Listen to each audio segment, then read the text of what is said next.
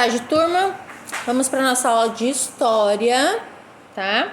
Nós paramos lá na página 115 e estamos trabalhando sobre os caminhos do comércio desde a antiguidade, como o comércio começou e até agora, até os tempos de hoje. Então, lá no comércio na antiguidade, lá na página 116. Então, ele vai falar um pouquinho sobre como começou o comércio, né? Na antiguidade, muitos povos desenvolveram o comércio a ponto de ultrapassar suas fronteiras. As trocas comerciais, além de aumentar as riquezas e o poder desses povos, também contribuíram para as trocas culturais, como hábitos, costumes, conhecimentos e até as línguas faladas.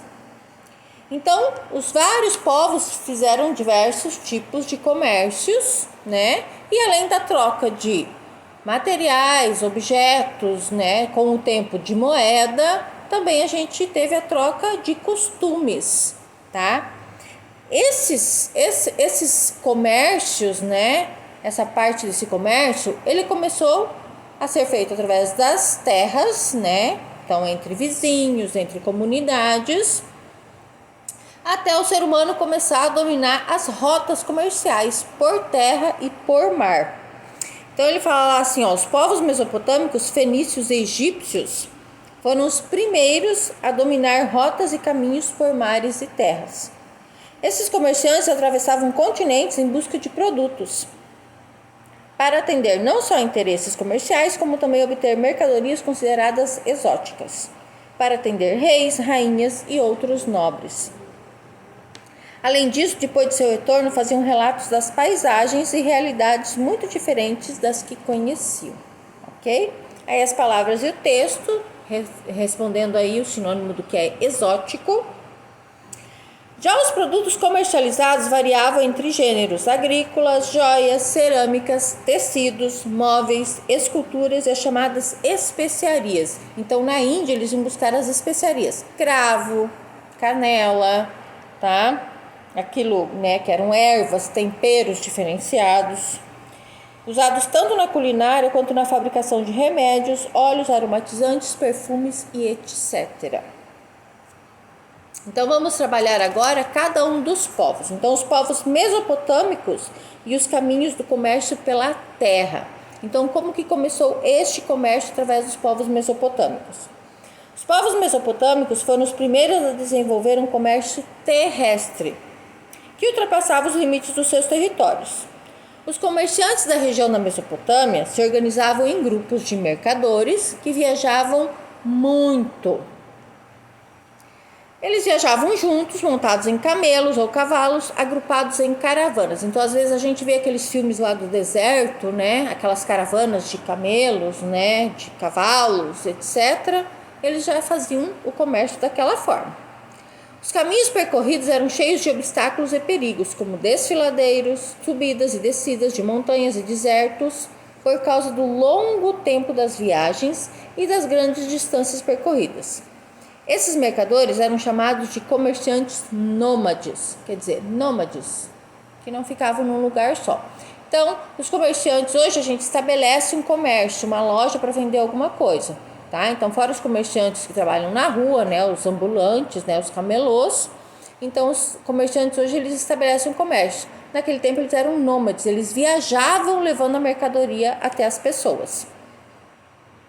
Tudo isso para comercializar produtos, por exemplo, artesanatos, tecidos, joias e especiarias. Então tá mostrando aí, ó, que a canela é uma especiaria. A gente utiliza muito a canela em diversas coisas, doces, né? Culinária, chás, etc. Aí você sabia. Para facilitar o controle de tudo que era produzido, armazenado e vendido, povos da Mesopotâmia desenvolveram a escrita cuneiforme, sendo ela a forma mais antiga de escrita já registrada. Esse tipo de escrita era feito em placas de argila e com o uso de um objeto pontiagudo chamado de cunha. Então, olha aí, ó. Essa era a escrita dos povos mesopotâmicos, tá? A escrita cuneiforme. Então, os significados, né? Cada símbolo tinha um significado, né? Como nós temos as nossas letras, eles tinham os símbolos para significar alguma coisa, ok?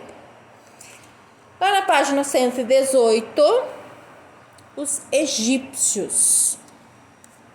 Os egípcios e os caminhos do comércio pelos rios. A África, né, o continente africano, além de berço da humanidade, foi o lugar onde se desenvolveram as primeiras sociedades organizadas por leis, com governantes, grande produção cultural e produção de riquezas como agricultura e comércio.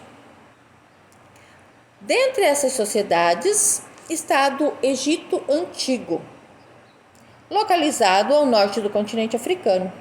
O Egito tem acesso ao mar Mediterrâneo, então ali a gente tem um mapinha do Egito Antigo, tá? E graças ao rio Nilo, que corta todo o seu território, os egípcios desenvolveram a agricultura irrigada, ou seja, utilizaram as águas do Nilo para regar as áreas cultiváveis. Então ali a gente tem, né, o mapa do Egito Antigo e o rio Nilo. Aqui é o Mar Vermelho e o rio Nilo que corta ali todo ele. Ali a gente tem o delta, né, do rio Nilo, ok? As margens do rio Nilo, elas são consideradas as terras mais férteis que podem existir no mundo, tá? Então tem várias histórias aí a respeito do rio Nilo e do Egito Antigo. Então o Egito Antigo, como é chamado atualmente pelos historiadores, surgiu quando dois reinos, Baixo Egito e Alto Egito, foram unificados e passaram a ser governados por um faraó. Então o nome do governante do Egito Antigo era Faraó. Ele usava esse daí, ó. Essa daí é uma máscara funerária do faraó Tutankhamon. Tá? Ele foi enterrado com essa máscara. Então eles tinham vários, né, cortejos fúnebres. As pirâmides, por exemplo, elas são foram sepultados grandes faraós em cada uma delas, ok? Aí lá na página 119, os egípcios desenvolveram seu comércio por meio do rio Nilo, transportando diversas mercadorias em barcos. Um dos principais produtos era o papiro, planta usada para fazer cordas, redes ou outros tipos de trançados. Também usavam sua folha para fazer diversos tipos de registros, então ela servia como papel também. Então nela eram registradas coisas como da escrita, tá? Além do papiro, os egípcios transportavam e comercializavam ouro, joias, linho, trigo, marfim e até pedras para construções. Os locais de realização do comércio ficavam em mercados às margens do rio Nilo. Então ali a gente tem os vários tipos de materiais que eram comercializados, tá, pelos egípcios e transportados. Quando os egípcios necessitavam de produtos que não produziam, organizavam grandes expedições para o interior do continente africano e pelos mares Mediterrâneo e Vermelho até o Oriente. Dentre essas mercadorias estavam muitas especiarias usadas nos rituais de mumificação. Quer dizer, quando eles morriam, eles eram mumificados e eram utilizadas essas mercadorias para deixar eles, né, embalsamados da forma que eles utilizavam. Uma delas era o óleo de mirra, que possuía propriedades para preservar os corpos por mais tempo e evitar o mau cheiro, dando-lhes um odor perfumado. Então, ele era um perfume utilizado para mumificar os corpos, tá? Então vamos lá na página 120, vocês vão ter duas perguntinhas para responder. A número 1, qual foi a importância do rio Nilo para o desenvolvimento do comércio do Antigo Egito? E a número 2, vocês vão observar a imagem ali, tá? A pintura, e vão responder a pergunta lá embaixo. Nessa pintura é possível observar diferentes tipos de trabalhadores produzindo mercadorias para o comércio egípcio. Escolha duas dessas atividades produtivas retratadas na imagem e circule-as. Em seguida, faça a descrição delas. Então, vocês vão encontrar duas, tem mais do que duas, vocês vão encontrar duas, vão circular e vão descrever o que as pessoas estão fazendo ali. Ok?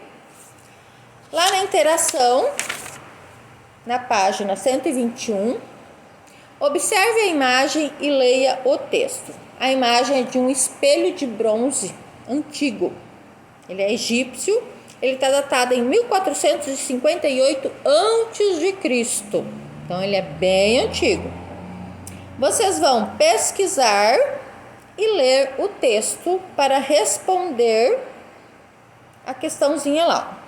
Como será que era o reflexo nos espelhos egípcios? Como será que era o reflexo nos espelhos egípcios? Com seus colegas, faça um teste de reflexo em uma bandeja de prata ou de aço inox. Em seguida, teste sua imagem em um espelho de vidro. Feito isso, registre suas impressões a seguir. Então, hoje em dia a gente tem um tipo de espelho, mas naquela época não era esse material que a gente utilizava. Então, como será o reflexo que eles tinham no espelho de bronze? Por isso, vocês vão fazer a experiência. Claro que cada um na sua casa, já que a gente não pode aglomerar, né?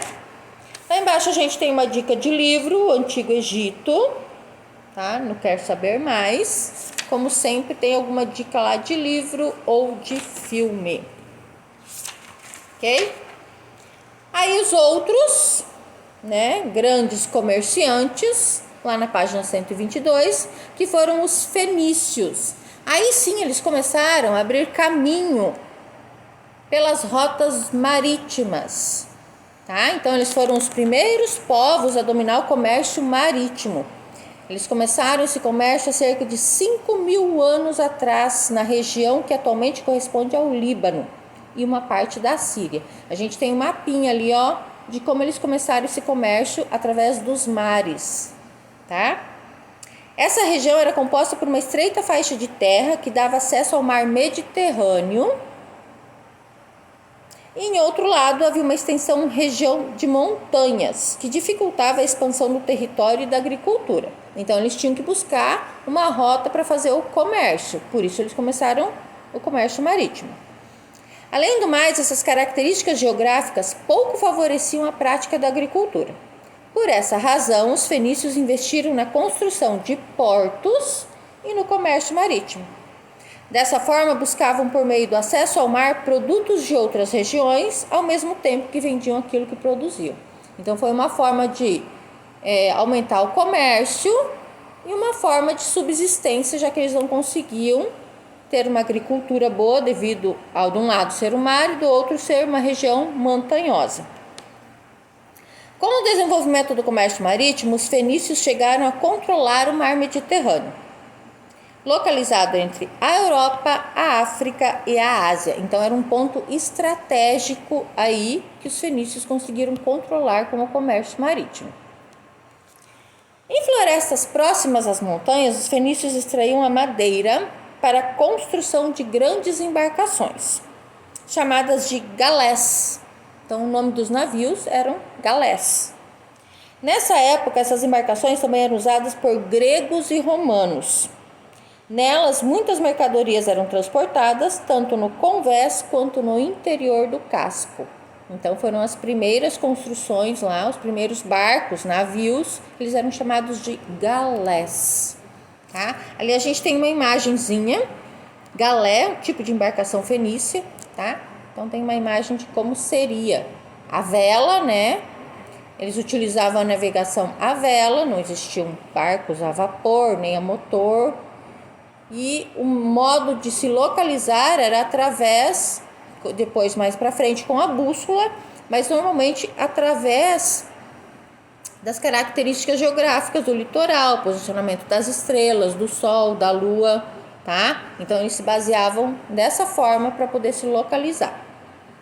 Aí tem a perguntinha número 3. Por que podemos afirmar que as características geográficas da Fenícia levaram os povos que habitavam essa região a desenvolver o comércio marítimo? Então, a professora acabou de falar ali, né, que as características geográficas da Fenícia não facilitavam a agricultura, tá? Dificultavam para se chegar em outros lugares. Então, eles tiveram que descobrir uma nova maneira de sobreviver e de fazer o comércio. Aí lá embaixo em mais ação, atualmente é possível consumir produtos que foram produzidos em qualquer parte do mundo. E no Brasil não é diferente. Então hoje a gente pode consumir um produto que foi feito lá no Japão, lá na Índia, com muita facilidade. A gente encontra em qualquer mercado, fabricado em vários locais do mundo. Ter acesso a uma grande oferta de produtos pode levar as pessoas a consumir mais do que precisam para sobreviver? A grande oferta de produtos para consumo significa que todas as pessoas terão condições de comprá-las? Converse com seus colegas e dê sua opinião. Então, vocês vão conversar aí em casa com a família, né? O acesso às coisas faz com que a gente compre mais do que a gente precisa? E ter acesso quer dizer que todo mundo tem condições e dinheiro para comprar tudo que quer? Tá? Então, são duas perguntinhas diferentes ali. Aí, vamos lá para final da unidade, tá? Primeira parte, você é o historiador e depois o mãos à obra. No Você é o Historiador, observe a seguir imagens de alguns registros feitos pelos fenícios. Então, na primeira parte, a gente tem uma moeda antiga. Então, nela é possível ver uma embarcação e uma criatura da mitologia fenícia. Então, antigamente, lembram, a professora já falou disso em sala? A mitologia dizia que no mar existiam grandes monstros que devoravam os barcos, os navegadores, e que se fosse navegando, uma hora ia cair num abismo profundo, né? Não se achava que a terra fosse redonda, achava-se que a terra fosse plana e que existia um abismo cheio de monstros. Então eles esculpiram a moeda fenícia e nela eles colocaram, né, um barco e um monstro da mitologia fenícia. E na outra, um navio fenício esculpido em um sarcófago. Sarcófago é um sepulcro, né? Um túmulo, de aproximadamente 1.800 anos. Então, olha como eles veneravam, né, a navegação. Eles colocaram na moeda e até no sarcófago. Então, de acordo com seus conhecimentos sobre os fenícios, explique por que navios esculpidos tanto na moeda quanto no sarcófago. Qual era a importância dos navios para os fenícios? Como os fenícios conseguiram desenvolver esse meio de transporte? Então, o que levou eles a desenvolver esse meio de transporte? Tá? Aí, mãos à obra, que vocês farão da página 125 até a página 131.